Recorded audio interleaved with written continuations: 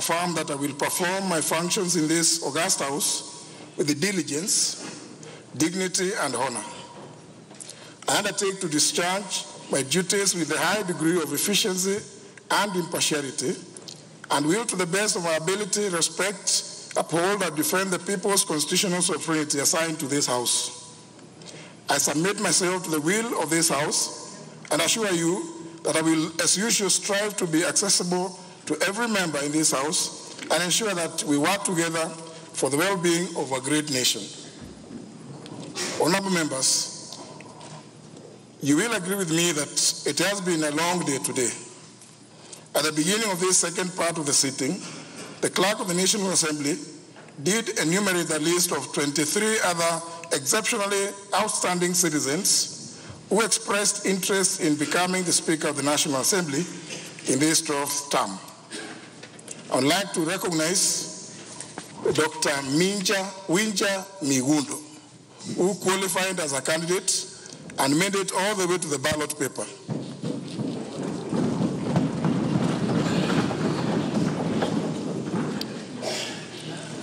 To my first constituency, my family, I thank you for sharing my dream. Your support through the years has been invaluable, and I consider myself absolutely fortunate. Honourable members, allow me to also congratulate you individually and collectively for your recent election victories. The positions we now occupy are not only a great honor and privilege, but they are a demonstration of the immense trust that the citizens of this republic have bestowed upon us.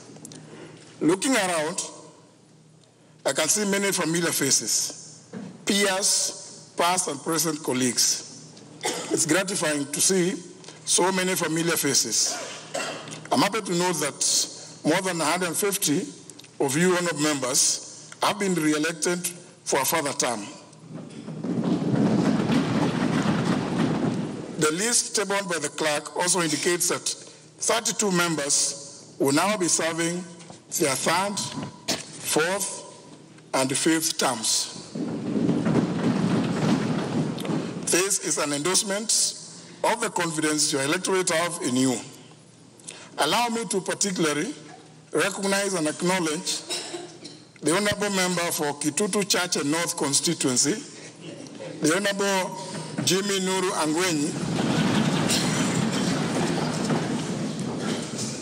who now serves as the senior-most member in this House as he commences his fifth term in this august House.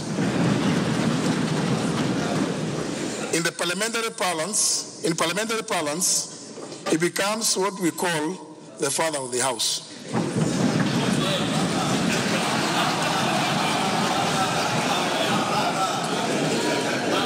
Most of you who haven't gone through the elections process will all agree with me that his is not an average achievement. I commend you, Mheshimiwa. The National Assembly in the 12th Parliament now has 76 female members of Parliament as compared to 68 in the last Parliament. On this note, allow me, honourable members, to single out the member for Tafeta constituency, the Honourable Dr. Naomi Shaban, who now becomes the longest serving female member in the House as she commences our fourth term today. I say Kongole Mheshimiwa, Daktari. Given the nature of our competitive politics, you have earned more than our deepest respect. To the veterans who have returned to this House, August House, the Honourable Amos Kemunya, Honourable Maoka Maure, the Honourable Jane Kihara, the Honourable Jeremiah Kioni, the Honourable Charles Kilonzo, the Honourable Fred Kapondi, the Honourable Gesito Mugali, the Honourable Peter Mwadhi, the Honourable Nur Sophia Abdi, Honourable John Oyoka, the Honourable Joshua Kutunyi, and the Honourable Rafael Wajala, Karibuni. I also congratulate the new members of this House who previously served as senators in the 11th Parliament. This House will certainly have the privilege of learning from their previous experience in the other House. Honourable members, it is my pleasure to extend a cheerful and gracious, inclusive welcome to the 180 newly elected honourable members. I observe that in tandem with our constitutional vision, the number of women, youth, persons with disabilities has increased, and we are truly reaping the promise and value of inclusivity. Similarly, I note that this House has the largest number of independent candidates elected in our parliamentary history. I commend them. While the role of parliamentary parties in exercising the oversight role cannot be overstated, the now newly revised standing orders of 2017 recognize and indeed embrace independent members in the committee system of this House.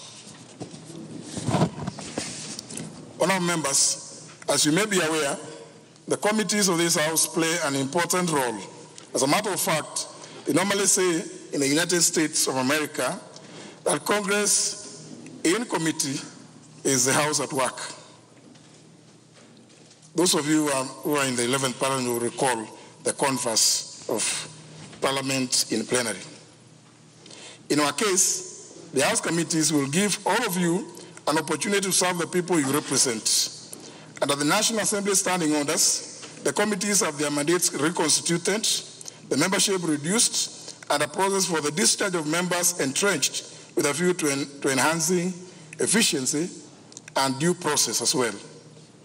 A special fund accounts committee has been established to examine audited accounts for specific public institutions to relieve the pressure that hitherto lay with the Public Accounts Committee and Public Investments Committee. Likewise, the Members' Services and Facilities Committee has been established to provide a forum for members of this House to raise concerns on the facilities and services available to them and offering recommendations to the House to improve such facilities and services. As you actualize your oversight role, I urge you to serve in these committees with utmost dignity, integrity, dedication, and impartiality. Committees are not a place to settle political party differences or ideologies. Honourable members, the people of Kenya have assigned to us a huge responsibility.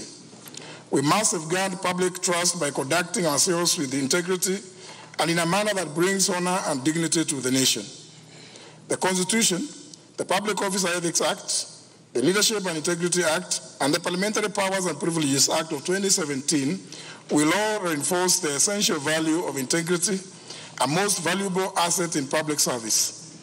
Of great importance, honourable members, is the need to observe that the Parliamentary Powers and Privileges Act, which is recently enacted, prescribes a code of conduct for members of Parliament.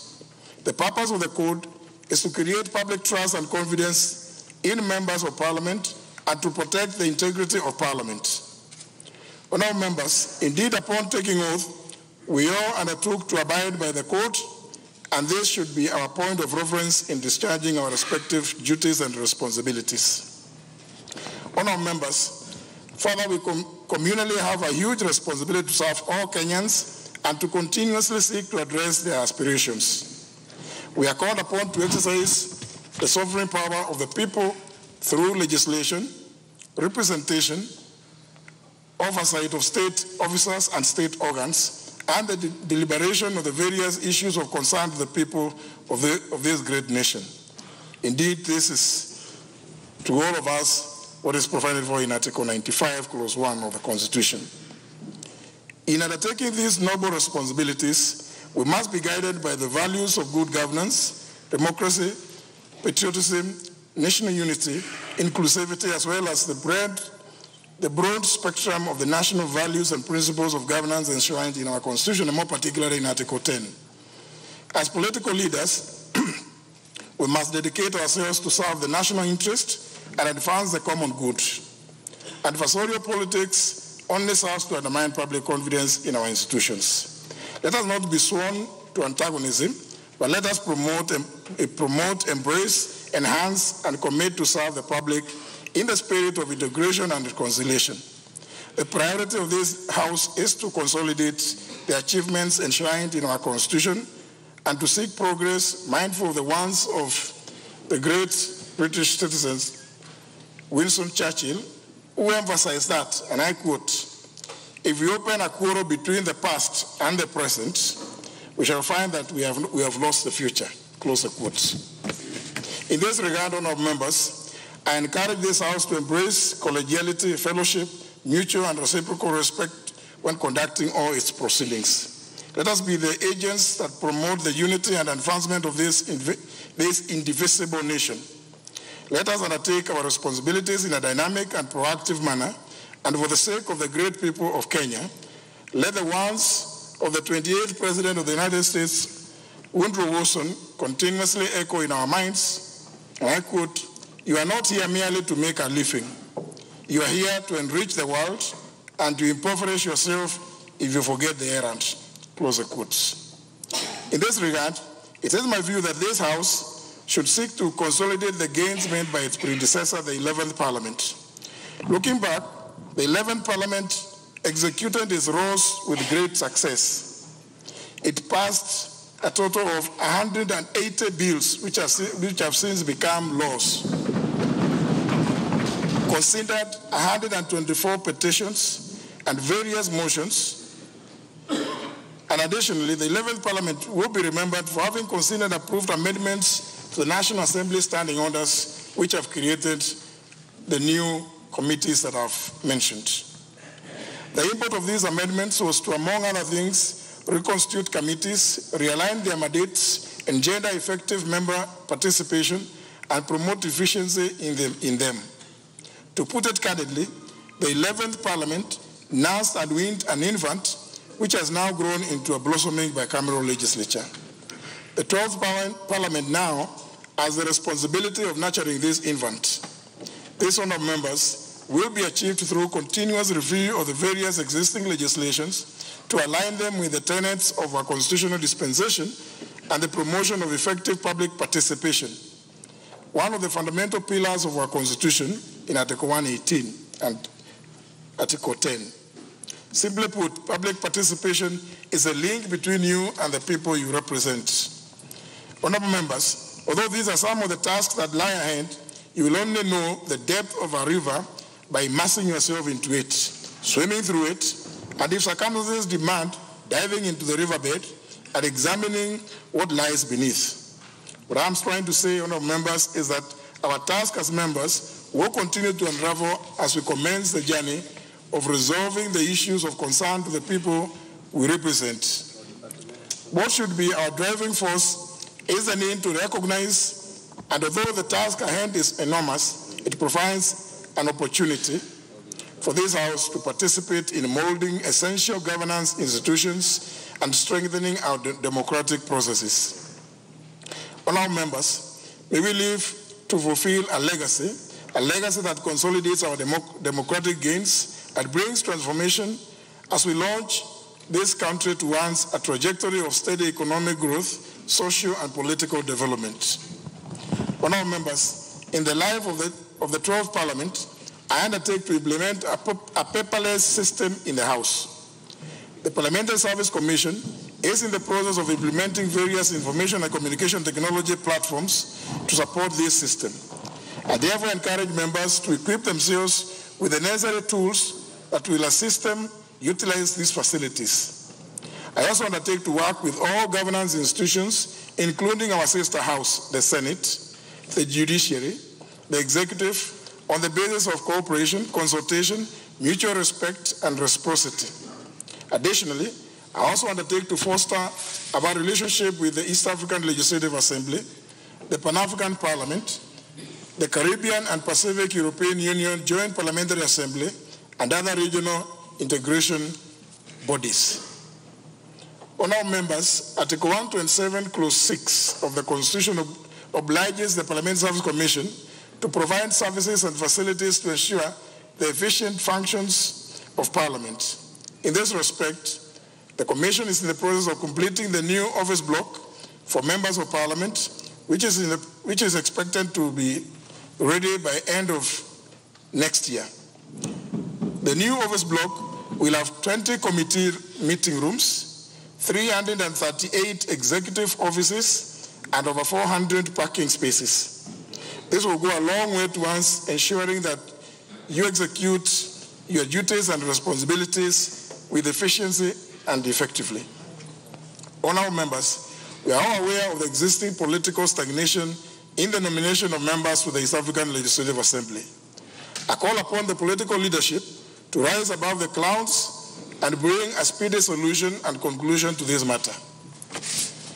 Honorable members, I'm proud to preside in the one institution that manifests the diversity of this nation, represents the will of the people, and exercises their sovereignty.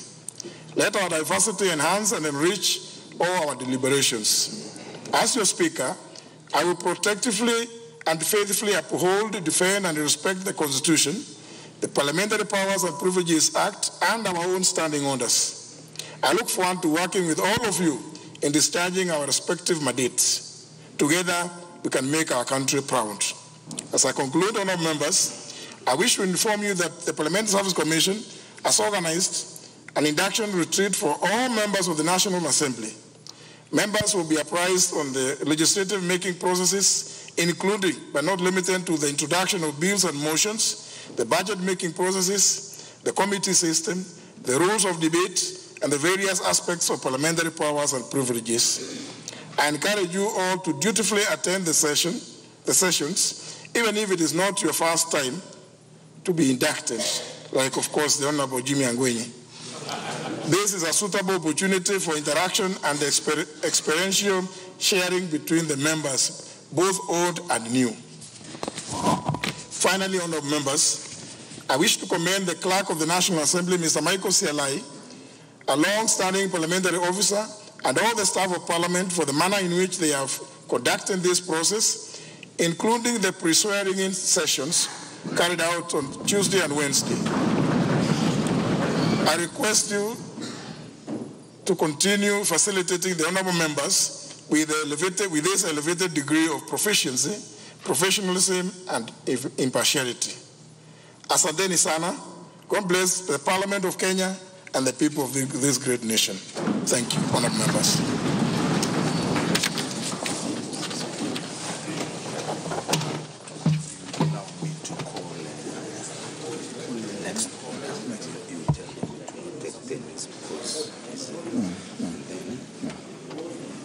Administer to you and this member who are from this podcast.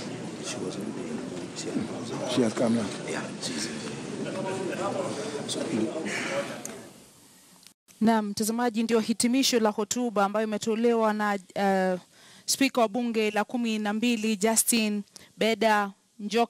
Muturi.